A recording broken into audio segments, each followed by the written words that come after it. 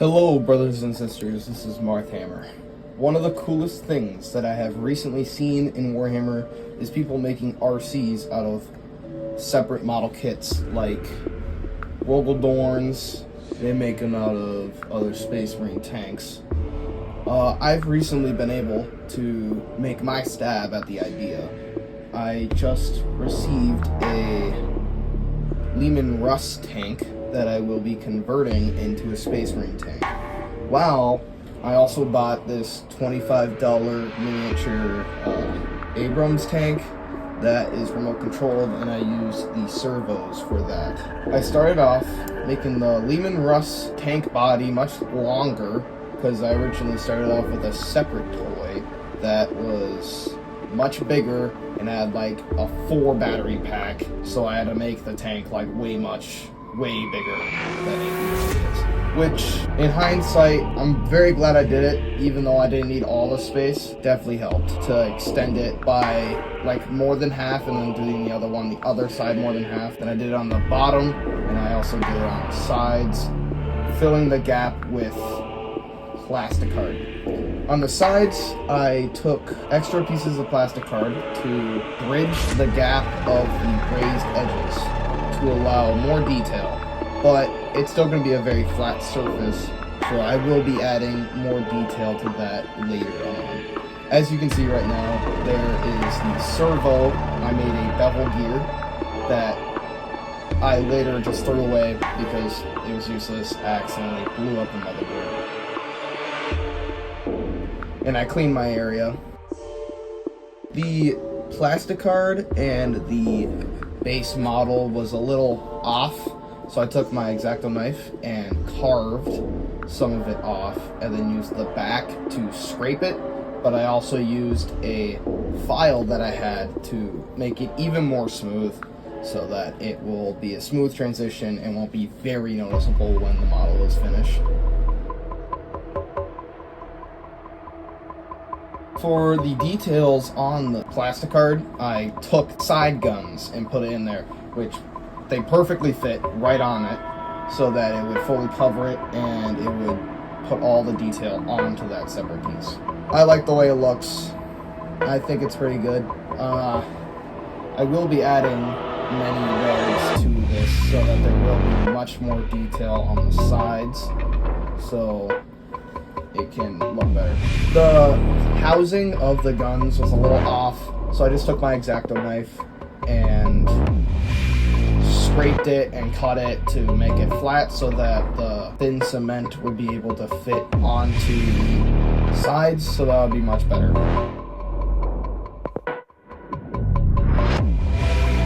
I used Milliput for the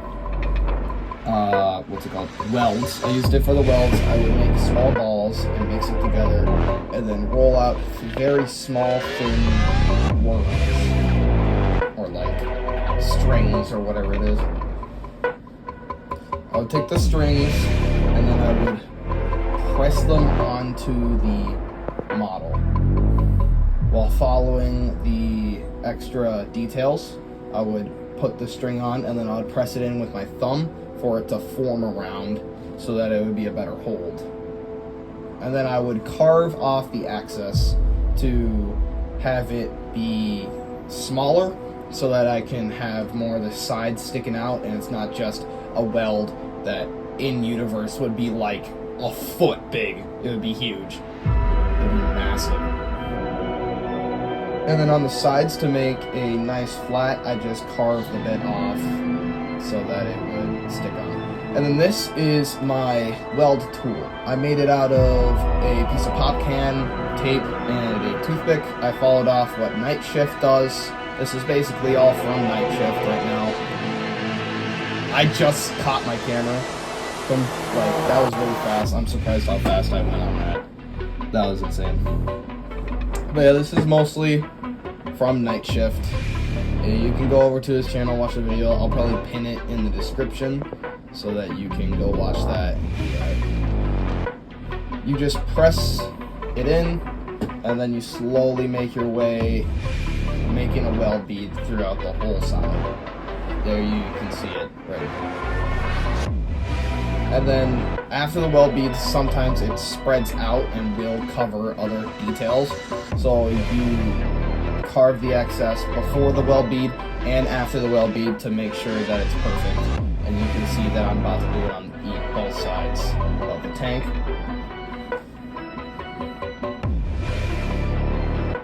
Then I also did it on the gun housing, because how else would you connect that? I usually just do it on the spots where I'm pretty sure, oh, I'm not gonna bolt this thing in and then you can take it off. No, it's gonna be permanent. So you just put welds on it to make it look nice, and then also sometimes I just do random areas because I want to for more detail, but it's still pretty much wherever it's like it's gonna stay there and it's not gonna come off for maintenance, I put welds on. So like the box has welds on the sides because the maintenance would probably be going on the inside, and if there was any outside maintenance they'd probably just strip the whole thing off.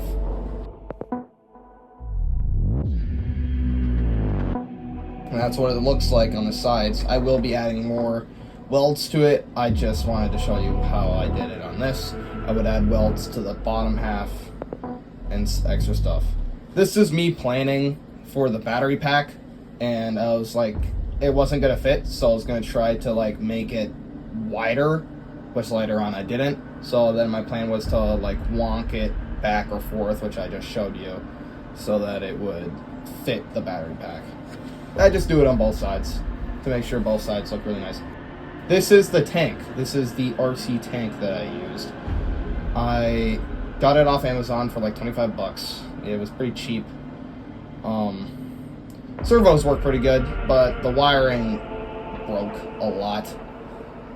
So it is powered by a USB-C, which is much better than the huge battery pack that it housed eight freaking AA batteries. The thing was huge. So I'm just messing around with the tank, driving it forward, driving it back, just messing around, low-key playing with it. I had a little fun. You can see on the fast forward here, we'll be playing with it quite a bit. There is a shoot feature that I didn't show on this, which it goes like back and forth and makes a sound. You can't really hear it. I'll show you later on in the video of the sound that it makes. The tracks are made out of rubber, but for the actual tank, like the final product, I will be 3D printing my own tracks so that they are solid and not just molded rubber. That is the inside. Has one servo for the turret and then two separate servos for each side of the tank. I just try it. I try like moving the things and servos a bunch because the previous one broke, and I just wanted every single time I do something with the motherboard and stuff, I just make sure it works so that it doesn't break. And if it broke, I probably would have crashed out, so that would suck.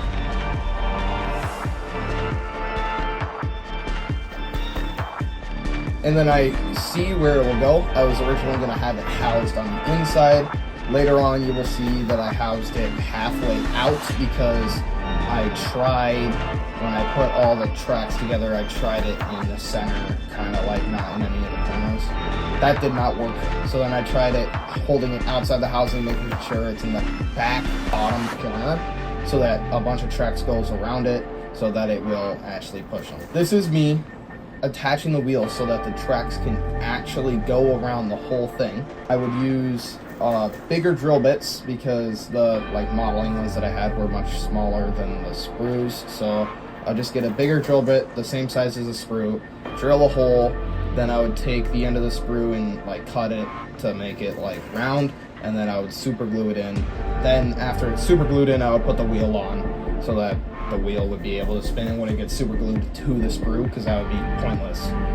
What was the whole reason for that? I used dial calipers to make sure the sprue was the right length. I would find the inside length of the back of the dial calipers, and then I'd use the other side to score a line on the sprue.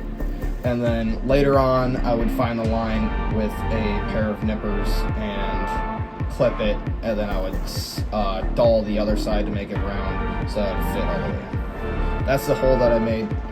That's on the back side, so that won't be seen in the final product, but just making sure that it's all good and useful so that the wheel can spin and the tracks can go all around the entire thing.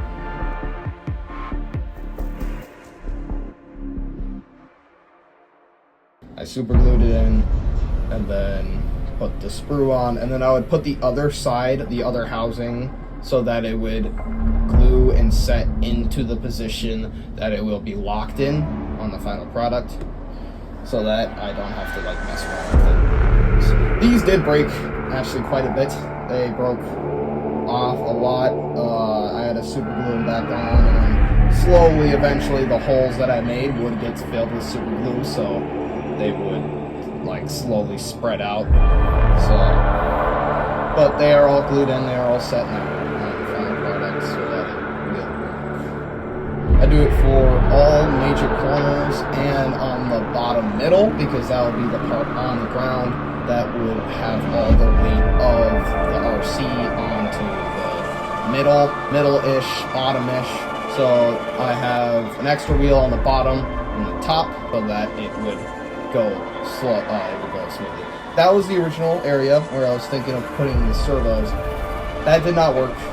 I later on covered the hole with a shell impact so that it will look much better and be not noticeable. Halfway through the video, I would like to share some word of the Lord. We are in Galatians chapter 6, verse 3. If anyone thinks they are something when they are not, they deceive themselves. Each one should test their own actions. Then they can take pride in themselves alone, without comparing themselves to someone else. For each one should carry their own load. Nevertheless, the one who receives instruction in the word should share all good things with their instructor. I made the tracks out of a 3D print that I 3D modeled in Blender. I made it based off the original Leman Russ tank tracks with the 2-to-1 pin ratio. I just made them a little bigger and then added my own gear teeth onto the bottom so that it would mesh with the gear to allow the tracks to actually be able to drive around and not just slide. Which, it's not based off real tanks, because the gear teeth are meshed to the track itself instead of gear teeth on the track. But it works. It's not broken. Don't fix what ain't broke. So it works. But these things sucked to make. They took like 3 hours per track, and I accidentally broke like 7 tracks. So it sucked to re-put these because I had to clean, dry, and cure every individual link, and then I would have to put them together. It took forever, and it's 50 track links per track, which, it's fine. It looks good. I wish I didn't break a bunch. They're pretty fragile if you twist them, but if you pull them, they're pretty strong. So, it's all good. This is me putting the track links on. You can see me break it at the end. That's just how I would put them together. I put the servos into the tank. On the center was a part of the original tank that housed the motherboard. I put that onto the bottom center, and then I had the servos controlling the wheels and tracks was on the back side, kind of sticking out, which I would later turn into the engine block of the tank. And then almost directly on top of the motherboard, I put the housing for the turret. There's a little jump ahead of here. That's the tank fully put together without any accessories. You can see on the bottom I have the on switch and the connection to charge the battery. The turret is able to move. I don't have the tracks on yet because I tested them and they do work, but I just didn't want them on because they are very easily broken, and I just test everything. The housing is on the outside. Everything is put together. Everything works. All I gotta do is add details now, which I can finally turn page 1 over and continue on to the tank, on to extra stuff like the front door, the front gun, other than the turret, which I replaced with a heavy bolt gun from a different Space Marine tank because I like the look of the big drum, and I added separate weld beads to every single corner of the main hull, so to just add more detail and to have edge highlighting look cooler. I don't know what it's going to look like yet. I haven't painted it, but I hope it looks pretty cool. This is it up close. You could have saw it easier on the last one. That's just it up close so you can see it better in the light.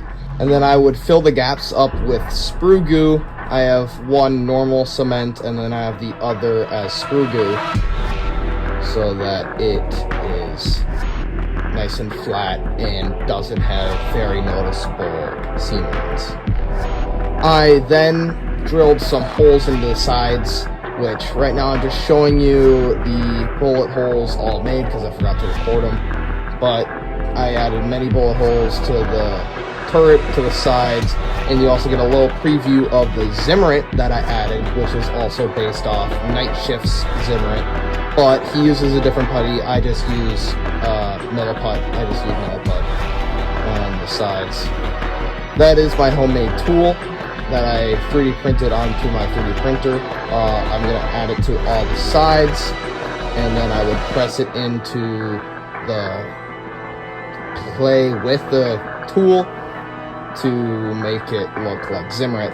And the first layer that I did actually was really thin and didn't look the greatest. So all the other layers I made slightly thicker so that I could add them. And that's all the Zimmerit that I added. I added all to the sides and then I added some to the front. And I didn't do any on the back because the back was the engine block, which already had a bunch of detail on it anyways. And then I also had an idea based off old Russian tanks. They would add a log to the back or the front, which they would use if they got stuck in mud. They would strap it to the tracks so that it would basically be a big paddle, and it would paddle them through the mud so that they don't want to stuff. I added it to the front, and I chained it on because the kit came with these tow holders. So I just put the chains through, wrapped it around the log twice, made sure the log was low enough to allow the main front bolt gun to move, and I think it looks pretty freaking nice. I'm gonna paint it up like a realistic tree. And then I started with the stowage. This is one of the coolest parts, I gotta say, on the model is all the stowage. I got this off, I don't even remember. I'll put it in the description, I'll find it.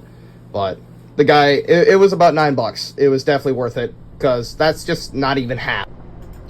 So for all the stowage, I added a large package, medium package, and a small package. And then I also did a large box, medium box, and then I think small box as well. And then I also had an ammo can. I don't know where that went, but I had a bunch of stuff. And then I had tarps, which were put up, and then I have a racked ammo can with a fire extinguisher. I later took ropes off a piece that I got from my shorts that I bought, and I made them into ropes based off what I saw at a museum and other images. I will put them up pretty close here. I based it off that. I definitely like how I put it. I definitely didn't connect it to anything. I just put it under boxes, but you can't really tell. It's just straps holding the things onto the tank, which it looks good. I like the look of it. And I'll probably most likely paint that the same color, or maybe wash it, use a darker wash on it than the sandbags that I will be adding very soon.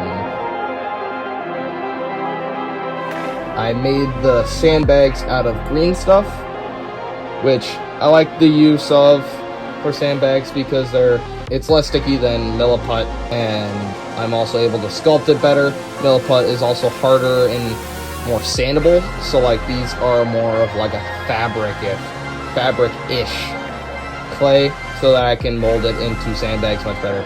I would make them into like a spooky ghost shape, and then I would set it down and droop it over any other sandbags or corners that they're connected on. That was the last thing that I did. So I got it all done here, and you can see it now. and it does work, it does drive. I have driven it. So here is the finished product.